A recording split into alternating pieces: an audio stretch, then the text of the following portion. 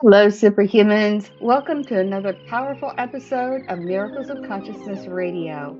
Today, I invite you to join me on an extraordinary journey as we explore associated remote viewing on the topic of disclosure.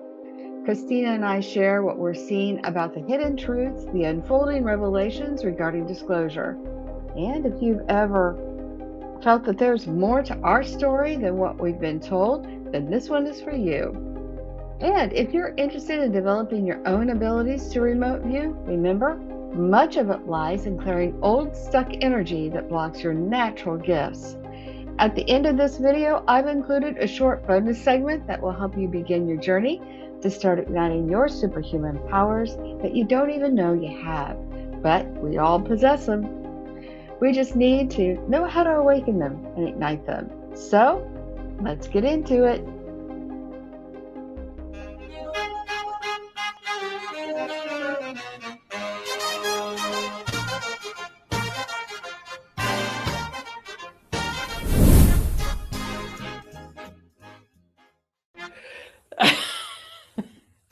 Hello, everybody. We are back with associated remote viewing of disclosure. And we wanted to take a look at how much are they going to be disclosing, because there's two camps.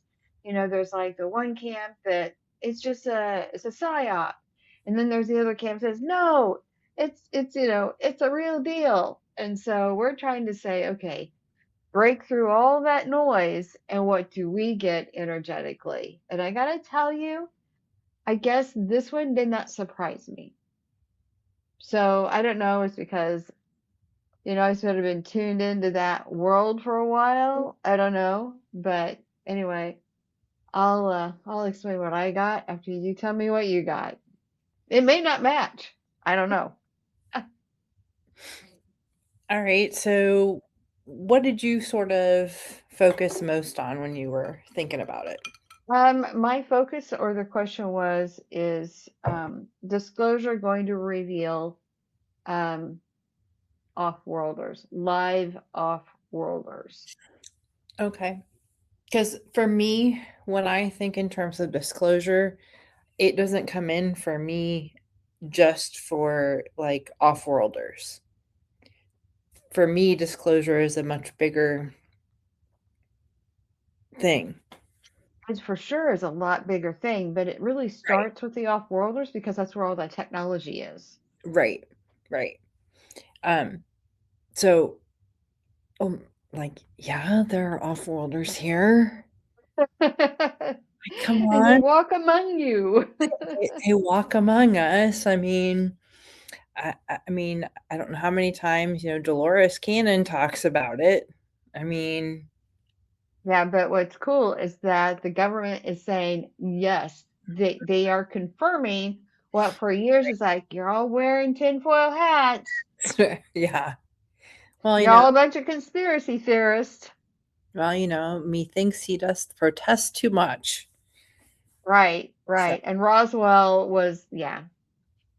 Anyway, turns out Roswell was the real deal. But we sort of all knew that, mhm, right?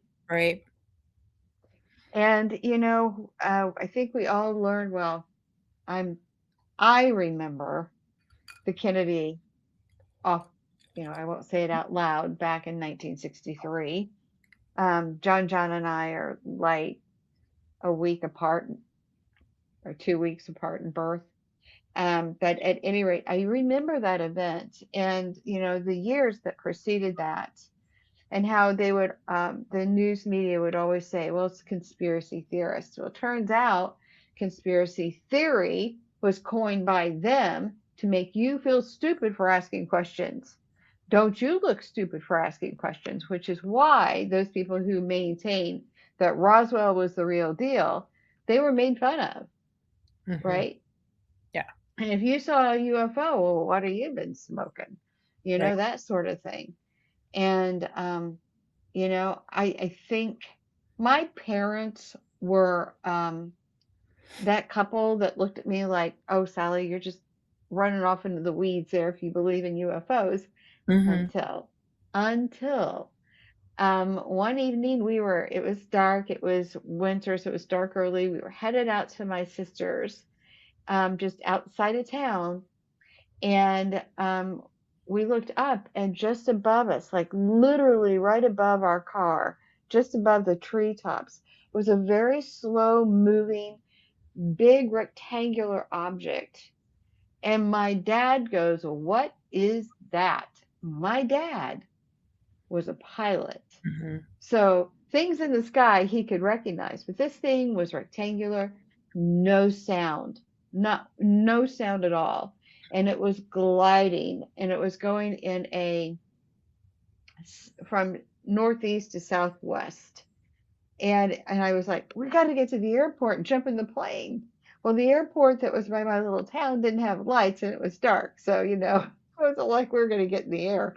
And what were we going to do? Follow it to where? Right. We saw what we saw. But that night, my mom and my dad at that point, it's like, well, we don't know what we saw, but it's nothing that we've ever seen before. And the one thing that they continue to say, how low it was, how smooth it was moving, it was rectangular and no sound. Mhm. And there was no wind. So, it was a calm night, and it was anything like an air balloon. And if I were to liken what it would look like, is if you've ever seen the opening of Star Wars Mhm. and how that ship comes over the top, it Mhm. was very much like that, but it was more white and more rectangular Hmm. and no noise, you know. So for me, I'm thinking I love the fact that the government now is acknowledging it, because so many people won't believe anything until the government says this is what you should believe, which I find is probably not the greatest thing to do. Yeah. I would question everything and everyone because you just never know. Right. Well, So I love that go story. ahead. That's a great story. I love that. Yeah, yeah. Well, I'll tell you what, they both took that story to their grave. And I mean, and I'm the last witness to that, but yeah. So my family, they didn't come right out and say, well, we disbelieve my mom and dad, because they weren't prone to lying or storytelling. So it was like, really? Did you see that? Oh, you probably saw some, they believe they saw something, Mhm. but they figured it was something that you could explain very Right. well. Yeah, so there's that. Um, so what did I get on disclosure? This is what I got when I looked into it, asking that question. When, as it's coming out, with the UFO files, you're going to be finding there are people that are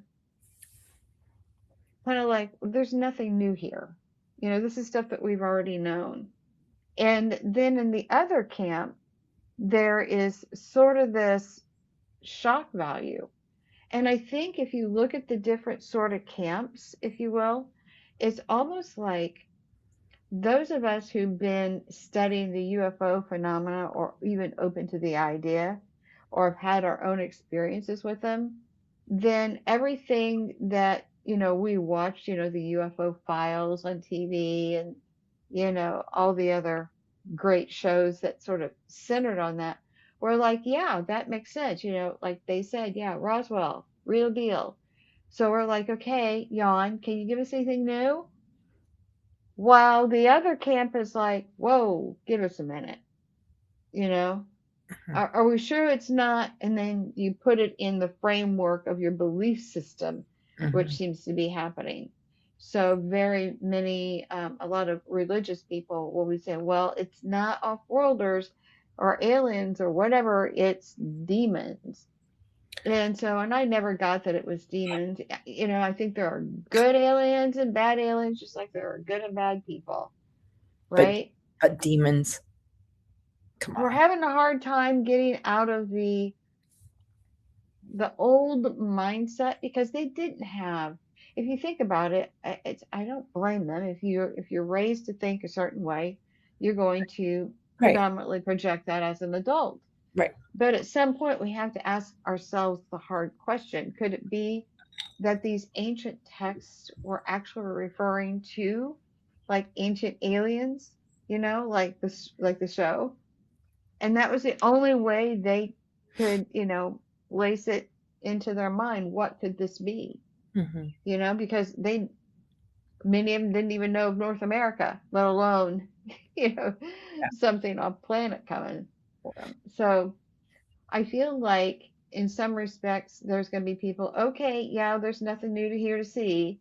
But in other respects, it's going to take some time for this other segment of the population to come up to speed. Yeah, that makes a lot of sense for sure. But I feel kind of frustrated with the amount of information that has been So released. that's right, because you've already been investing it. You're like, yeah, I know, yawn. I know, but I'm just like, come on, give me some more. Well, that's the problem with our camp, right? Our camp is like, give us something we don't know. Like, Right, are they interdimensional? Are they like both? Are the Martian Chronicles real? right,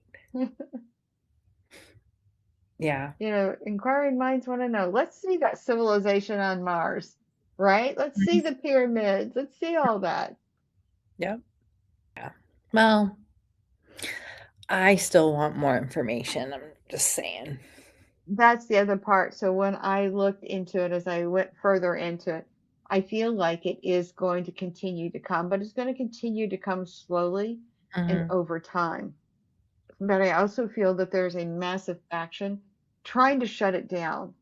And when I go to the names that we do not speak that are mhm, trying to shut it down, I'll just say it here. I'm not unaliving thoughts are going through my head, just FYI. But it feels very driven by corporations.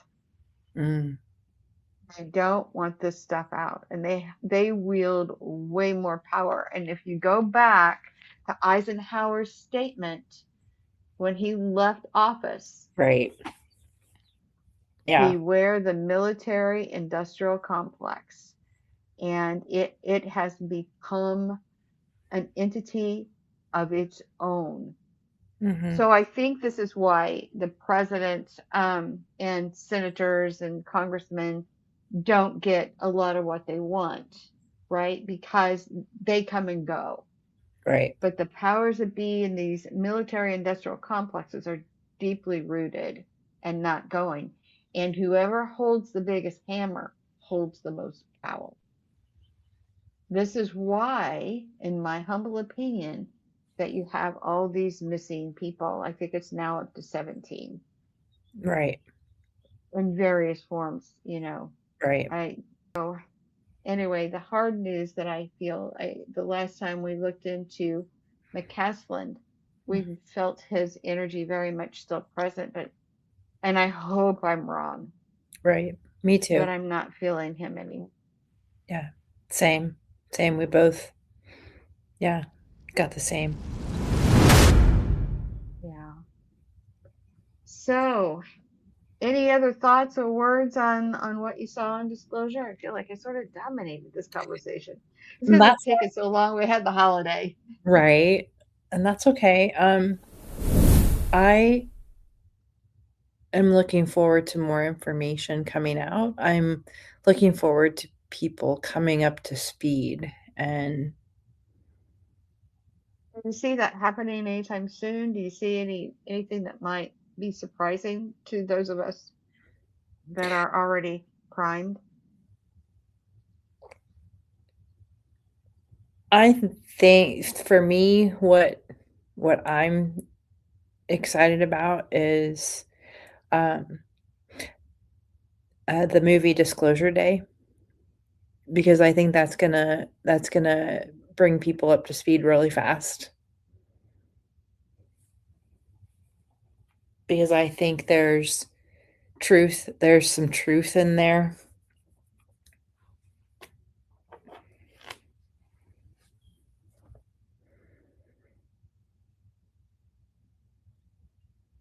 I can't get a beat on that for some reason, and I don't know why. And we had talked about that movie coming out. That's why I sort of kind of went sideways here just a second ago, is Yeah. that I was like trying to tune in and feel that. But when I tried to feel that movie yesterday, I was on both sides of the coin. Mhm. And that bothered me because I'm thinking, is it a psyop to control the narrative? Or is it the drip, drip, drip, drip flood? You know, trying to Yeah. bring people up to speed. Right. And I don't know why. It's sort of like when I tried to tune in to David Wilcock. Mhm. At first I was like, gosh, he's got so many energetic layers around him. And then at some point I was able to break free on David Wilcock. Mhm. And I feel as with him, um, and I'm going to kind of go with what I felt before to some degree, is that I don't believe he was really targeted for removal, like in a straight target like McCaslin or some of these others. But it does feel that there is a hand in it that sort of wanted to unbalance him so Mhm. people would question his sanity.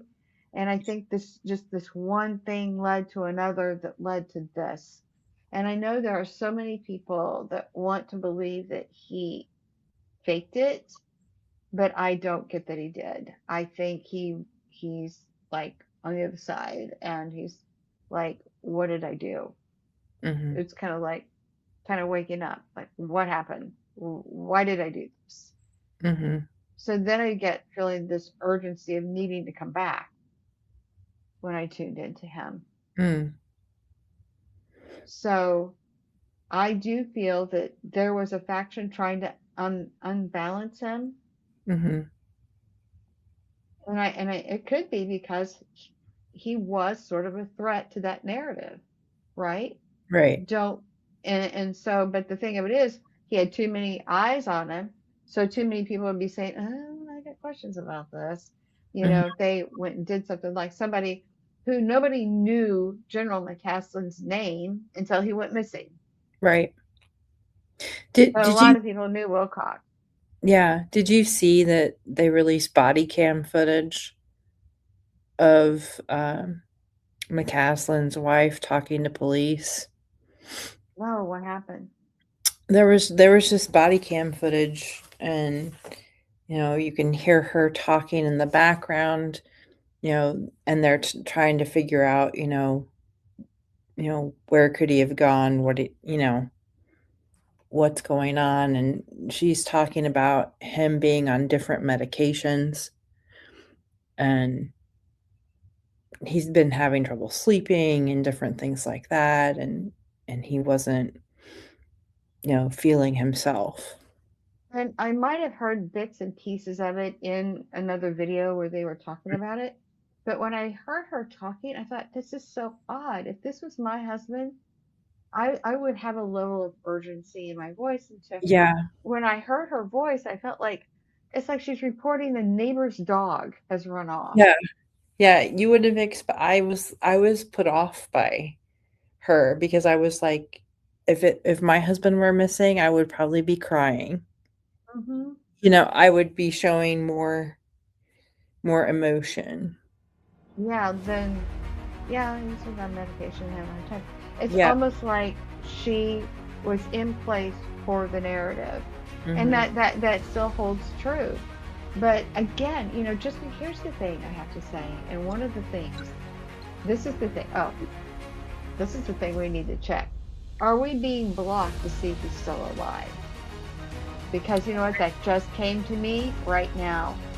For General McCaslin, are we being blocked from him being alive? That's really hitting. That's like I'm very light when I'm tuning into that. The information's being blocked. We're not supposed to know. He's Yeah. that well protected. Yeah. Because remember when he first went missing, we were like, yeah, he's still alive. Yeah. Yeah. And before we started recording this, we're like, oh, I don't know. Yeah. And then we got sad. Yeah. It's like, Yeah. Yeah. and now it just is like, it always comes in for me right through here. Mm-hmm. And it was like, no, you need to re-ask the question. Not asking the right. And again, associated remote viewing, you've got to know the answer. You got to ask the right question. Yeah. So, all right. Everyone, please hit the subscribe button. It does help us get the word out that we are trying to get the message out that you are all superhuman. Yes. All of you watching, you just have to develop the skills, and it's not hard. Nope. So please reach out to us. We want to help you get in tune with your superhuman self. So hit the like button, hit the subscribe so you don't miss another upload of what's coming up next. Thanks for watching. Hello, superhumans. You know that quiet feeling inside that you sense there is a power to heal, to shift things for yourself and the people that you love? Well, it's real. And every single one of us carries the natural ability to work with energy. It's not something just reserved for people who spend thousands of dollars on fancy trainings and years of complicated certifications. Those paths are beautiful, but they're not the only way. And sometimes they feel limiting or even overwhelming. That's why I created MDH Map. I've been a certified QHHT practitioner since February 2016 and a certified emotion code practitioner for many years now. And over that time, I've seen how powerful these tools can be. But I also kept feeling there was a simpler, more direct way to bring it all together. So I created this map. From that experience, not to complicate things, but to make healing feel more accessible and flowing. MDH Map is expansive and direct. You simply follow the easy steps and gentle prayers laid right out on the map. Step by step, you clear specific energies that might be holding you back, like trapped emotions from old experiences, ancestral patterns passed down through your family line, that heavy heart wall that blocks deeper connections, or even energies linked to past lives and DNA that affect how you feel in your body today. The map doesn't leave you guessing. If you're new to energy healing, it also explains what each of these energies is and how they can quietly affect your health, your emotions, and your life in simple, grounded ways you can understand. You can start right away for yourself or lovingly support a family member or friend who's struggling. And if you are already an established energy healer, maybe you've been doing this work for years, you're going to love how much this map streamlines everything. So much more clearing and shifting happens in less time. And because the process is mapped out so clearly and efficiently, it feels like the work flows smoother, deeper, and with greater ease. So whether you are just curious and taking your very first steps, or you're a seasoned practitioner looking for a powerful new tool, the MDH Map meets you exactly where you are. No fluff, no overwhelm, just practical, heartfelt steps that honor your inner inner wisdom. Feel into this. Your healing journey can be simpler than you think, and I'd love for you to explore it and see what opens up for you. Are you ready? It's time to ignite your superhuman in you.